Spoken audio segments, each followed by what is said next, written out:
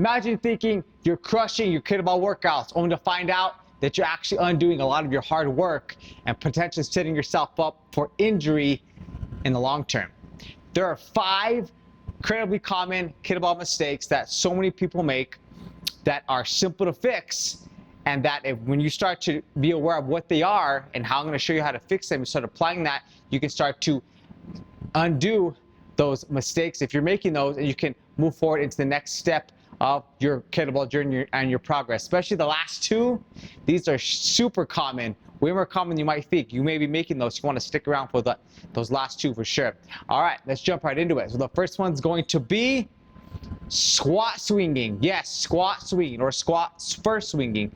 So the kettlebell swing is not a squat. I see this too many times where you're swinging the bell and you're squatting to try to swing the bell. All right, so you're swinging the bell and you're trying to squat and swing it.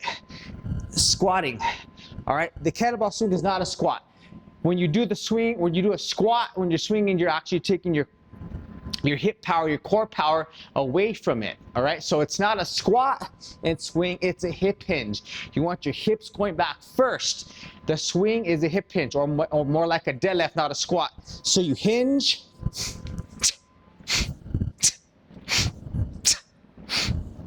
hip hinge, things hip hinge, not a squat. Okay, first step or first mistake you want to avoid. Second one is ignoring core engagement. Ignore bracing your abs. So if you don't have your abs and your core braced when you're doing swings or any type, especially swings or other type of kettlebell movements, that you're putting your lower back up and risk for injury, because you need to brace that weight that's moving on a swing as it comes down. It's loading back. If your abs aren't braced, you're going to, the transfer load is going to go somewhere, and likely it's going to be to your lower back. So that's where some people say swings, I've heard before, are bad for your back. Yes, if you do them incorrectly. That's why you're watching this video. Stop squat swinging and start engaging your core. So this is how I like to sit up, make sure my core is engaged every time I do a set of swings. So I sit up by the bell and you want to pretend you're doing a crunch. Abs, you should put your abs braced tight. And then you go into the swing with your abs nice, tight, and embraced, okay? You do not want to try to activate your abs while the swing, or you're doing the swing, or while the back kettlebell is in motion. That's not when you want to do it, okay? Brace them first, take a slight crunch, make sure your abs are engaged. If you can't activate your abs that way, here's a quick tip: get on the ground, low plank position, tight, hips forward, drive your elbows to your hips, and wake up those abs, all right? You'll be glad you did. All right, that's number 2. Number 3 is gonna be lifting the kettlebell, like curling it, lifting with your arms. So specifically with the kettlebell clean and press. So when you're doing a kettlebell clean, you're not curling. You're not curling the kettlebell up, okay, like a curl, and then you're trying to press it. I've seen that so many times. You're just trying to curl it and press it. That's not how you do it, okay? A clean is power movement, it's hip movement, it's from the hips. It's and you transfer energy. If you try to curl it up and you don't have any power and energy, and then you're gonna try to press it, no. You wanna channel the energy from the ground. So a clean from the ground is clean, all that energy you just channeled up, power it up. Should go and transfer to that press, okay?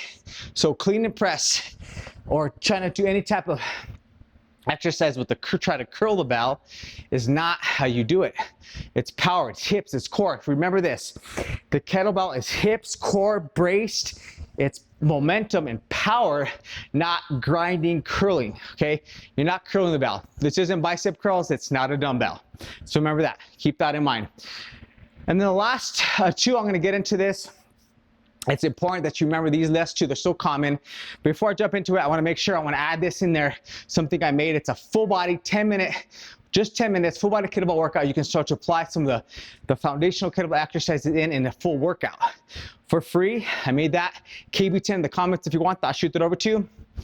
And so you can start practicing the kettlebell fundamentals and using them and doing them correctly. All right, so let's get into the last two that are super common, and I don't want you to make these mistakes anymore. Okay, first one is going to be rushing the reps, doing too many reps too soon before you have a strong foundation of the kettlebell movements. Okay, so that's, for example, that's going from 5 all the way up to 10 swings. You want to get the foundation of the swing first with 5 strong swings before you go up to 10 swings. You're not jumping, you're progressing 5, 6, 7, 8, 9, 10, making sure that each swing is done well with excellent technique, excellent just focus and form. All right, and if you need coaching on that, KB coaching, you want to send me a quick video, I can help you out with that. So don't rush your reps, take your time. 5 reps, start with 5 reps, no more than 5 reps for swings, for cleans, presses, and stuff like that. 3 reps, 3, 4, 5 reps. Don't go more than 5 right now. There's no need to do that. Okay, you can build strength, get strong, get fitter, burn fat, burn calories with 5 reps. You don't need to go higher than that right now. You want to get the form and technique down. So that's one of the most common I see is just jumping into a bunch of reps, thinking, oh, you're ready for it. If your technique's not there, you're not ready for it. So don't make that mistake. Fix it by just sticking to 5 reps and then progress 6, 7, 8, 9, 10 slowly with your swing, which you know you can own that swing and it's excellent. And then with the clean press, squats, goblet squats, just go 3, 4, 5 reps. Don't go over to 5. No, don't go more than 5 reps. All right. And the last one, this one I see so many times, especially with guys who have some lifting experience, is going too heavy too soon. All right, I made that mistake when I started. All right, I came from kind of a bodybuilding, traditional gym training background, and I thought, well, if I could press 2 50-pound kettlebell dumbbells overhead, I can surely use a 50-pound kettlebell, and I was surely mistaken. That bell beat me up, threw me around. I was trying to, again, my technique wasn't there. I didn't even know what I was doing. It would pull me forward. I tried to do the swings. I would try to curl. In short, to shorten the story, I jumped too heavy too soon with the 50-pound kettlebell or a 24-kilo bell. And I should have started lighter with the bell right here. This is my first bell ever, 16 kilo, 35-pound bell. It may seem light to you, especially if you're a bigger guy or a stronger guy and you have some experience in doing lifting or anything like that. You definitely still want to start with this bell. Trust me, once you get the technique right down, you can start to increase your reps, and then you can slowly get better and stronger and get better at that movement. It's about getting the skill down, the technique down, and then you can go up reps. Weight. First is increasing the reps. Like I said, 5, 6, 7, 8, 9, 10 with swings, 3, 4, 5 with the other exercises. And then you can add a new bell, which could be a 44-pound bell or 20-kilo bell, or a 24-kilo, 53-pound bell. But don't jump into heavy reps or heavy weight too soon, okay? So remember that. It's important, okay? Do not do that. So these are the 5. Let me recap real quick. Squat first. Do not squat first. The swing, remember this, the swing is not a squat, it's a hinge. You're not squatting and trying to swing it. I've seen a lot of people do that. They squat and then they try to lift it.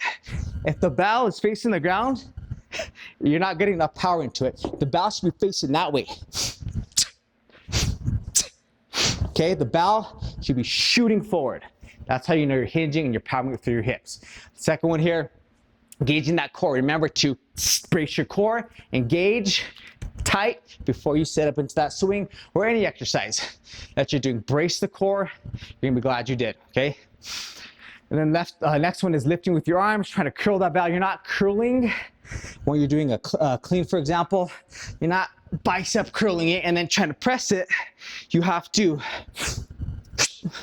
clean, press it strong. It's a power move, okay? Clean, press. Strong, powerful, okay? And the last 2, again, not rushing the reps, sticking with 5 till you get the swing down. Then you can progress to 6, 7, 8, 9, 10. And then on the other exercises, the clean, the press, the squat, the row, start with 3, progress to 4 to 5, and you get the technique down, okay? All these exercises, the swing, the clean, the press, the squat, the row, all the exercises, technique, everything is in my description. Check out the videos, learn the technique, learn it correctly, as well as my 10-minute full body kettlebell workout, KB10. Again, if you want that. Otherwise, thanks for watching this video. notice, start to recognize these 5 common mistakes, not 10, 5 common mistakes, and start to correct them just like I showed you here. If you have any questions on this, leave them in the comments. KB10 if you want the full body workout, and KB Coach if you want some help with your kettlebell training. Otherwise, thanks for watching this video. Thanks for showing up. Keep training strong, keep getting after it. Be consistent. You got this. Take it one day at a time. I'll see you in the next video. Continue to train strong.